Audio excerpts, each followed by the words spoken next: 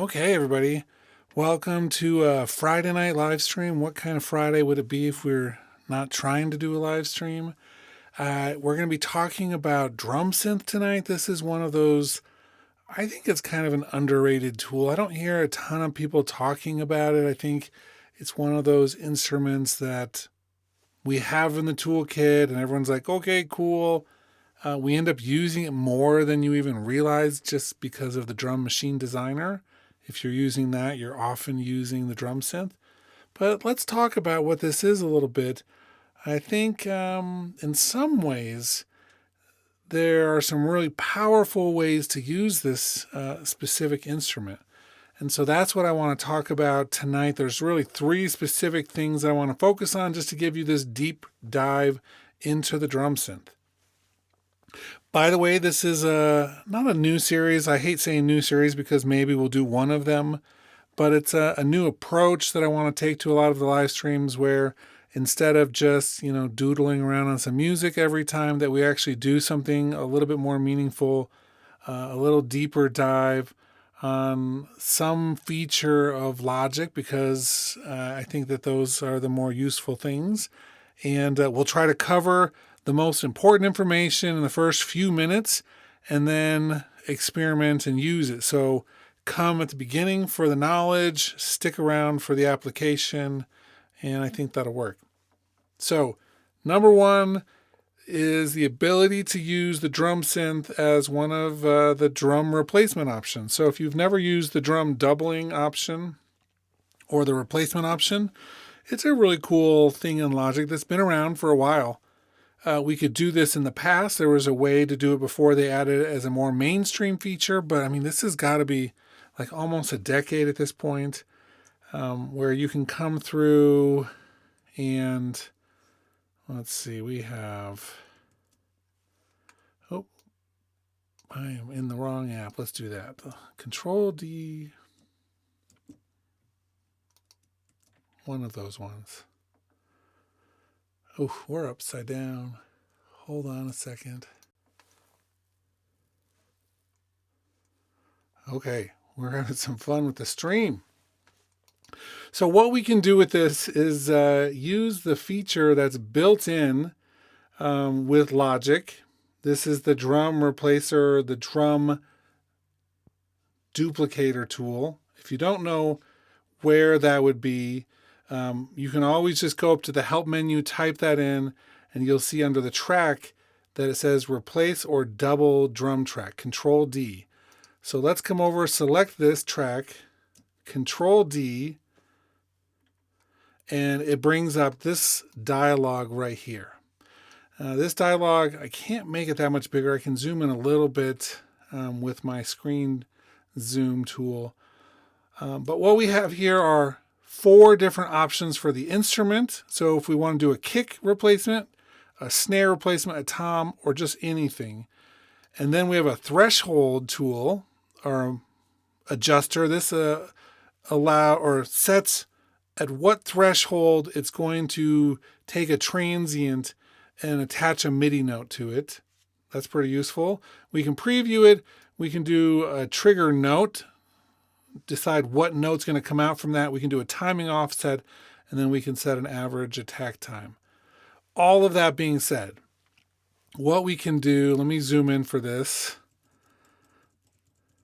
Right this moment, this first green track underneath this drum track is the one that was just created.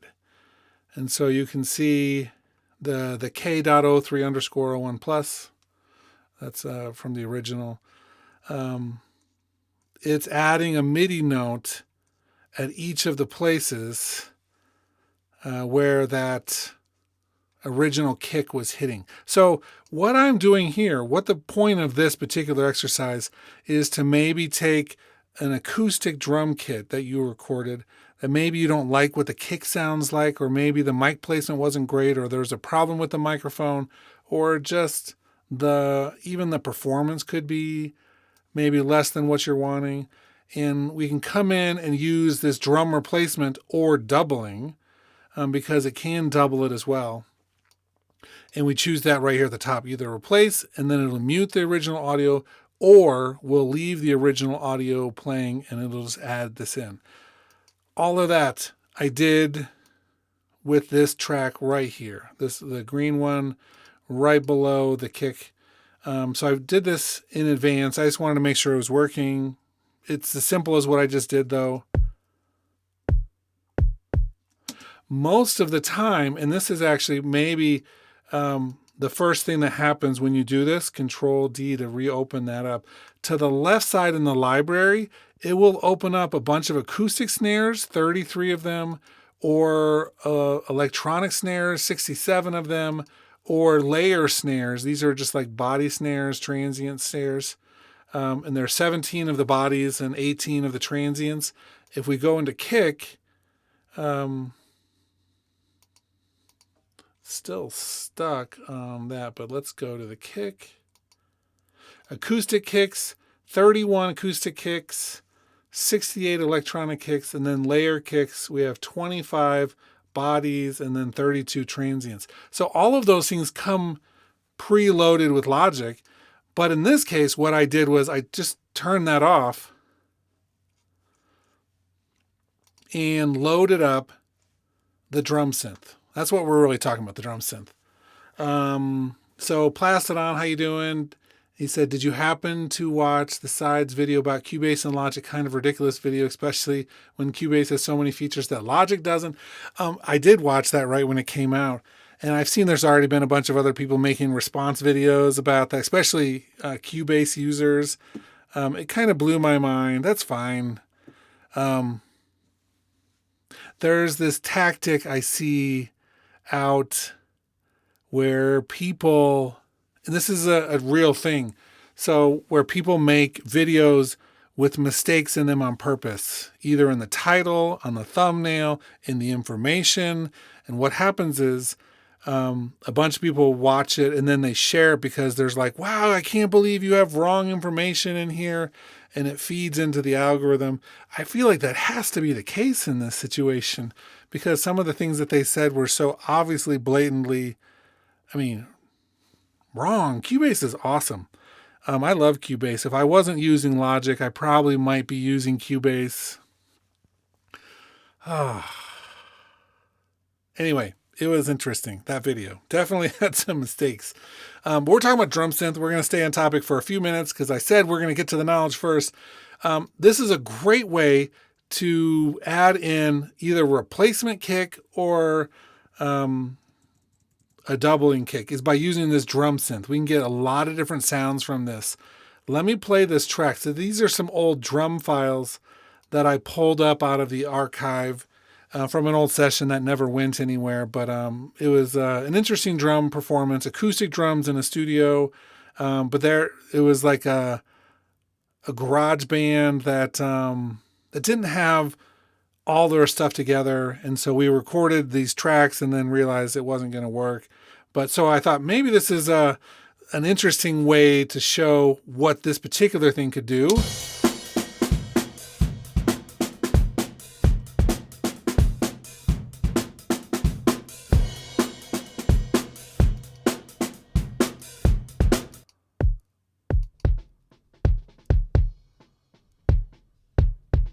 So you get the exact same performance. It actually has velocity attached to it. And that comes from the original performance as well. So you can see the different shades of colors there. And I think if we open up the actual automation lane, that you'll be able to see just the variety of velocities that came. These are velocities that were analyzed in the original performance by the drummer, converted into MIDI, and now I'm attaching it to the drum synth. And I arguably would say that whether or not you like anything about the original drum kit, the fact that I just layered this one drum synth kick in there,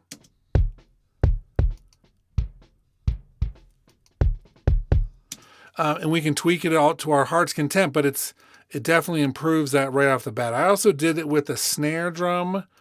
So here's the original snare, probably top mic.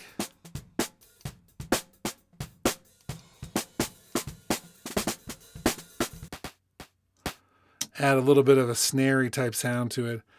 But this is the first of the ways that I was thinking when I was thinking about the drum synth. Using it with the drum replacer tool that's already built into Logic, all of a sudden we can add or replace snares, kicks. We can also, it's a little bit different when we get into the hi-hats and things, but you can. I mean, we have the overall drum synth has, and I'll just go through the list real quick, the heavy kick, the hard kick, the punch kick, the air kick, the tight kick. Those are all the kicks.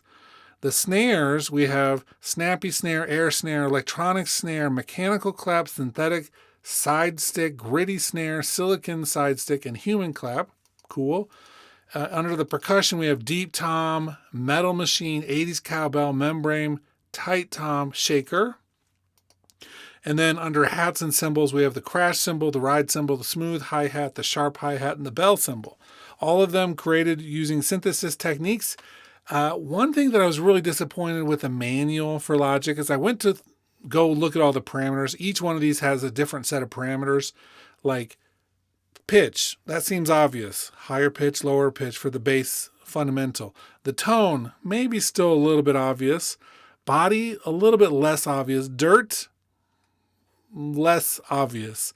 But it's like you go read the manual and it doesn't tell you anything, not really about what these are. Like it has a shaper and a sweeper and a snap and a body and a tone and a pitch for the kick. And it's just like, I wish the manual would just tell us what they were using for each of those instead of just giving us a one sentence thing that doesn't mean much. This is number one, using that drum replacement or doubling tool. Again, if you have an audio track selected, you come down, it's Control D, replace or double drum track. Super awesome feature. Hopefully you're all aware of that one. Number two, because the drum synth, every once in a while I get someone who's like, well, that's super limiting. It's just one instrument. It's like a mono or stereo, one drum kit sound at a time. And in reality, because, let's come down and create a new thing here. Because we have the drum machine designer, it's really a moot point all the way across because we can come through and make this one instrument, one drum machine designer that has a different thing for each, a different one of the drum synths for each of the drum kit sound. And so we could come through and make this one instrument that has all of these loaded up with different drum synth patches. I think that's kind of cool. And so I do feel like in some ways it's nice to be able to come through and use all of those in ways that make sense to us without having to worry about just having a synth instrument that only can do one sound at a time. Okay, so because of that, I'm not going to go through and actually create one right now because I really want to get to the third option, which is something that I didn't know before I was researching this. So we can use the drum machine designer to build an entire awesome drum synth drum kit. Cool. That's cool. Let's delete, and actually, just to show you really quickly, when you're in here, one of the easiest ways to do this is just to come through and add the drum synth inside the stack. I don't know if it's the easiest way, but it's certainly a way that gives you a lot of control and you can see exactly what you're doing. All of the parameters load up down below. Cool. Third thing, and this is the thing that I didn't know before this, which is if we're working on the drum synth sound, say we have some sort of kick here. I mean, you can do some really cool, like, not just 808 kind of sounds, but so many additional things.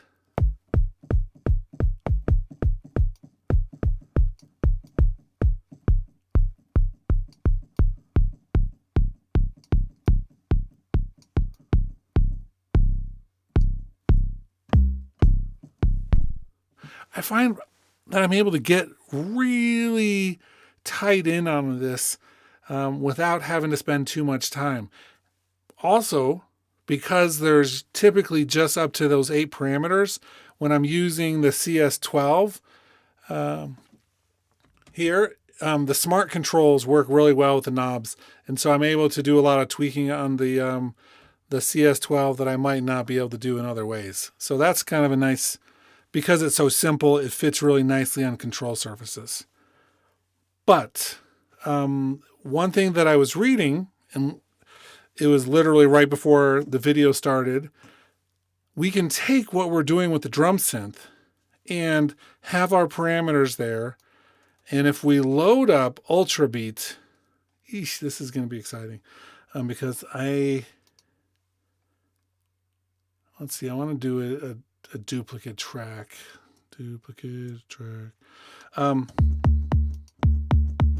Just to have that back up. If we load up Ultrabeat,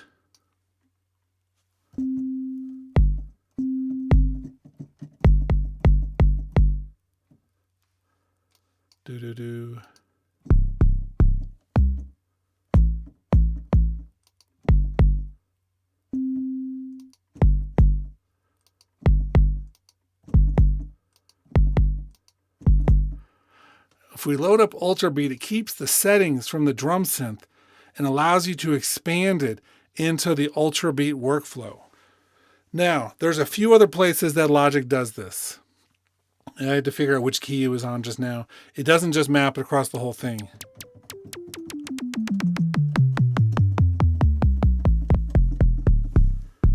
So that's my drum synth.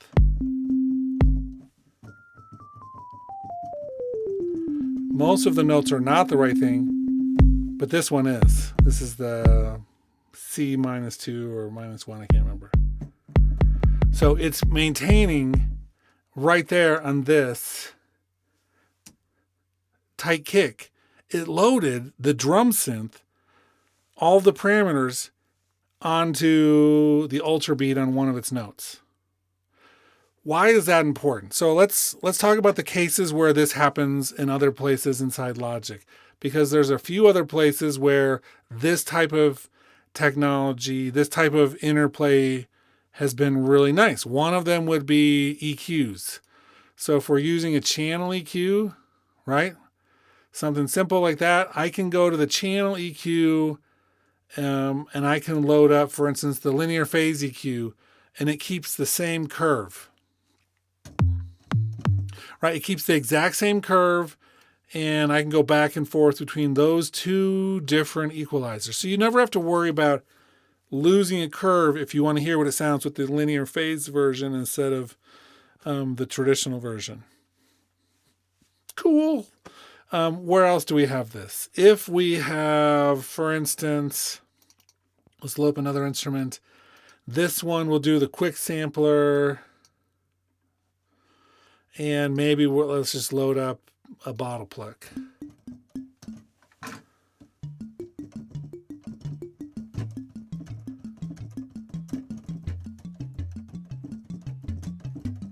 Kind of a cool sound. But if we go from there to the full sampler, it keeps the same patch, right? And so now if we're looking at the zone, glass bottle knock, same thing. It's mapped across one thing, but then we can actually take this and map it in different ways. So 2 instruments, in this case, quick sampler and sampler feed into each other. And I open up the thing in one in the quick sampler, or I create something in the quick sampler. That's often more likely what I'm going to be doing. If I come through the quick sampler and we'll do a nice mono patch for a second. This could crash everything. I'm not going to lie. But we're going to, let's see, input 3, check. Okay, I got signal, la, right? I just recorded myself. La, la, la, la.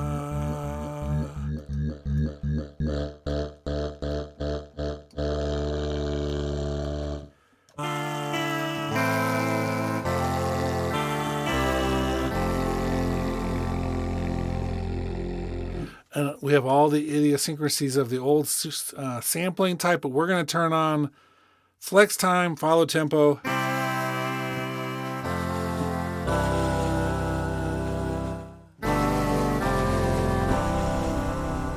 And, we can come through and be like, you know what? I want to do more with this. So we're just going to really quickly flip over into sampler. And because sampler now just loads that up. Oop, I just closed it as soon as I opened it. There we go.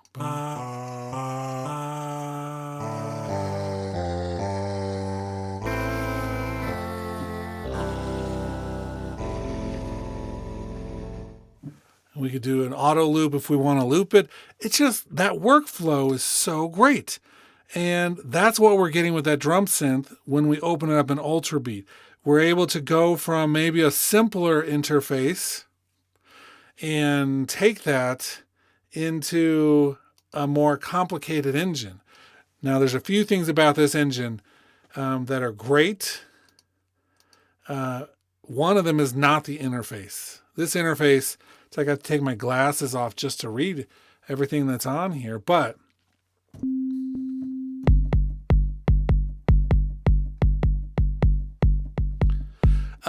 I wonder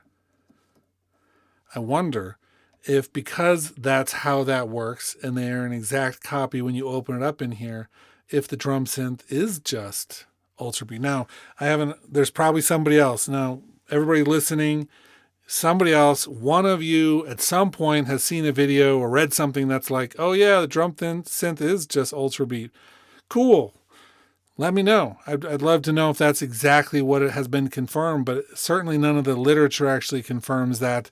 But maybe somebody has said it someplace, or someone has done a test someplace where they're like, yes, it's exact copy.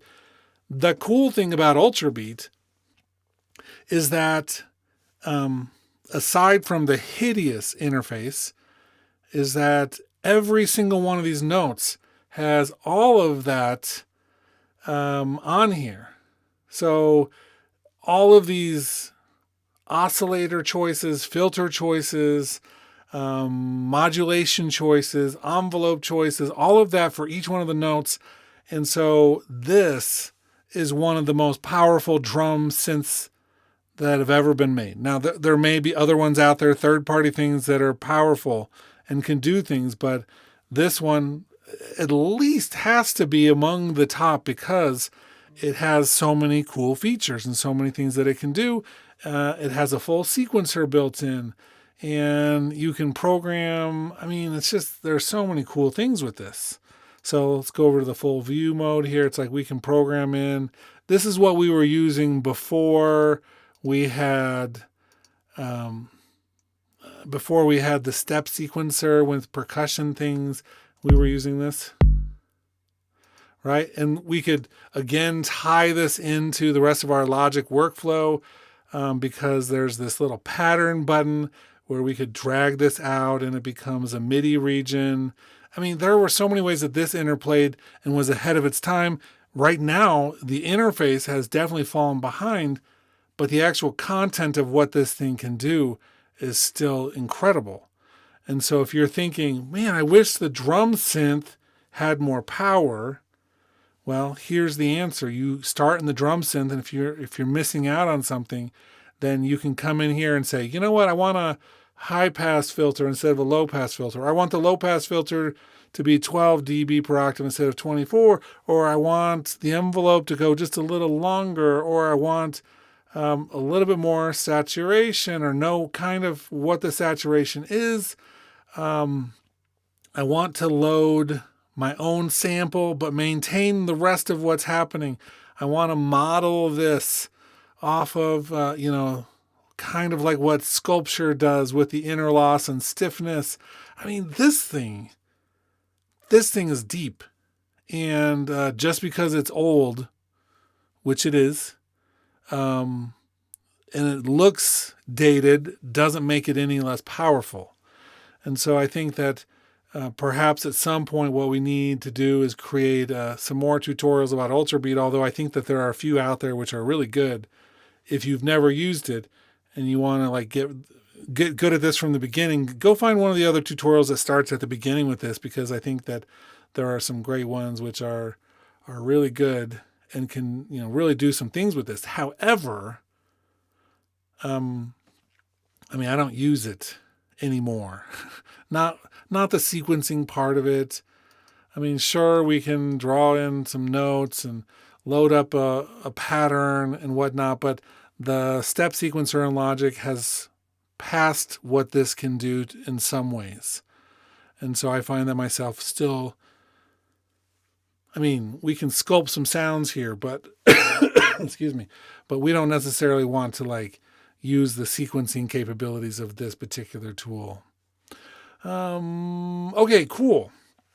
So those were the three things. One, drum synth, using it as the drum replacement or drum duplication tool. Using it with the drum machine designer, so you get the full kit, or the link between drum synth and Ultrabeat and loading what you've done on drum synth into Ultrabeat with just a click. I think all of those are really useful and make a strong case for that being a tool which is in your toolkit on a regular basis. Now, there's a few people watching. Any questions or thoughts, put them in the comments. I'd love to hear what you're thinking. Perhaps because of the simplicity of this, it's almost like drum synth is the Smart Tools version of Ultrabeat, if that makes sense. So Ultrabeat, tons of parameters. Smart controls always simplify and take them down to just a few parameters. Somebody said, maybe this is what this should be. And so it's just like a skinned version of that. It would make sense.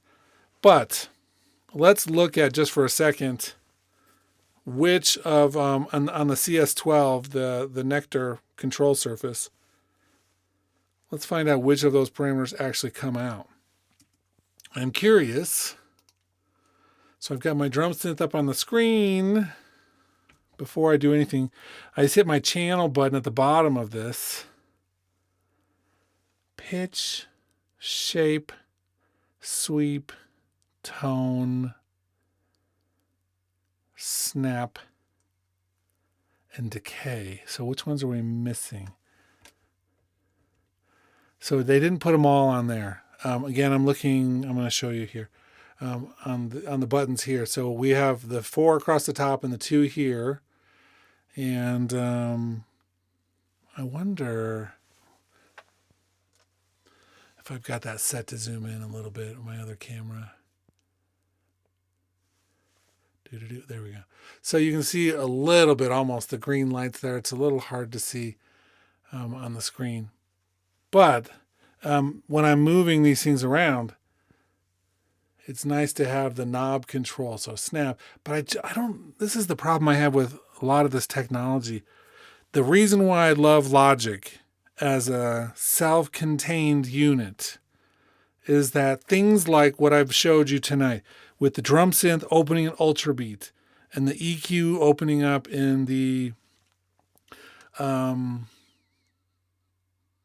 EQ.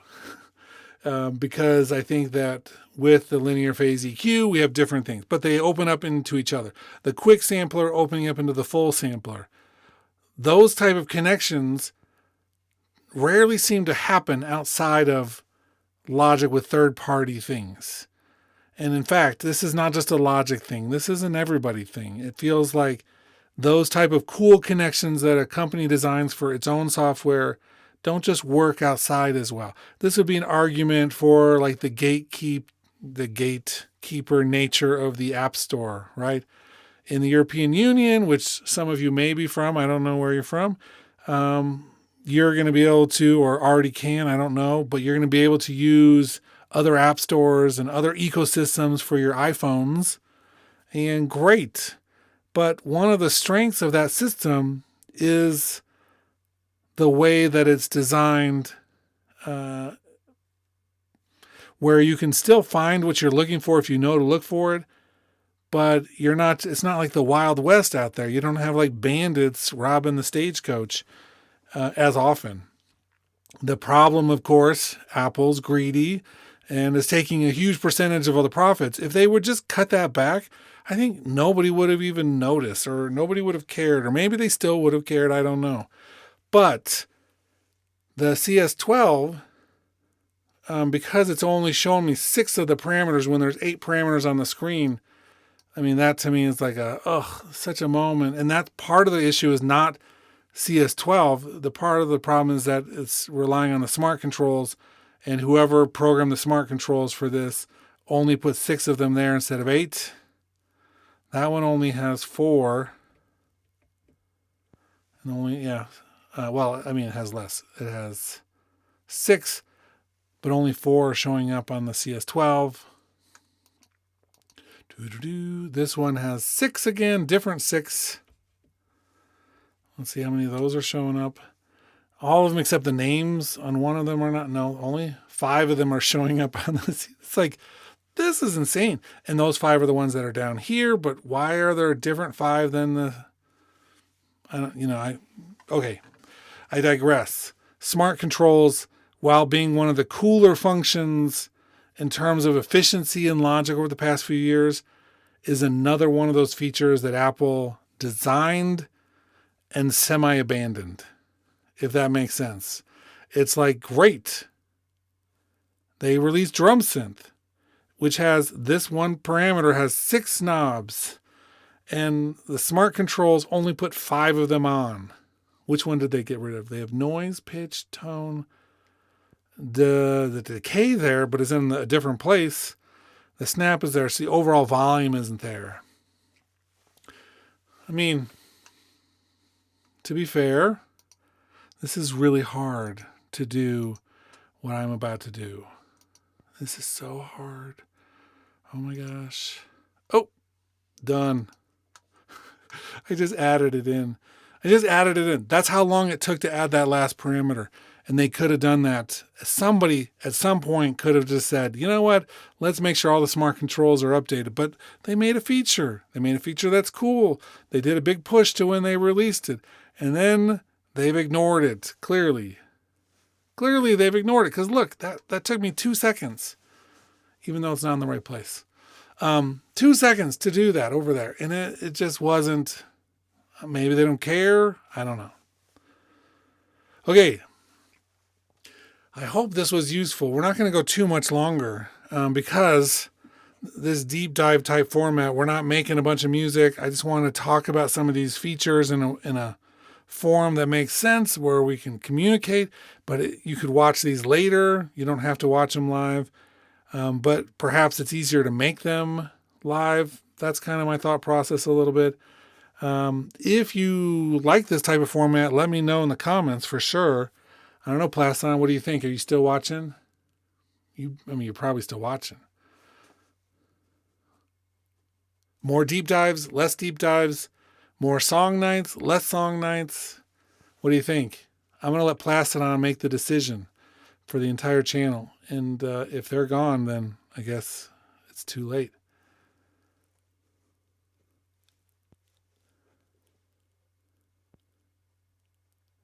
Do. I can't do Jeopardy music. That'd be bad. Okay, well, Plastodon may have already left.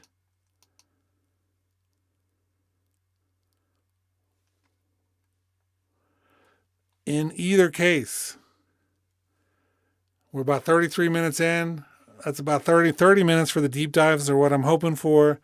And so let's pull the plug. Thanks for watching, everybody. And we'll be doing maybe more of these. I'll wait till Plastodon weighs in at some point in the future. But hope you're having a good week. And we'll see what evolves from this. Thanks for watching.